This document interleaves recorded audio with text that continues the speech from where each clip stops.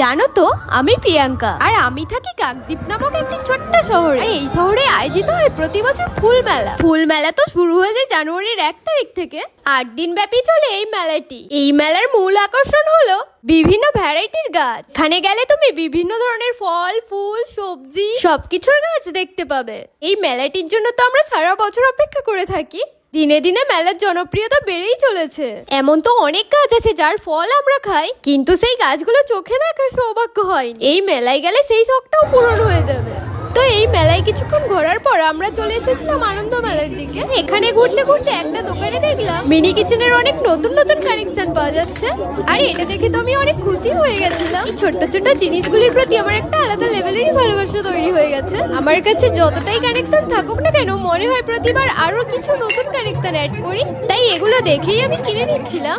Next ভিডিওতে এই নতুন রান্নাবাটিগুলিতে রান্না করব। তোমরা কি রেসিপি দেখতে চাও কমেন্টে জানাতে পারো। আর দেখো এই কোটিটা, এটা দিয়ে কতটা কাটা যাবে জানি না, কিন্তু দেখতে তো বেশ কিউট, তাই নিয়ে নিয়েছিলাম। তো আজকে মতো বাই।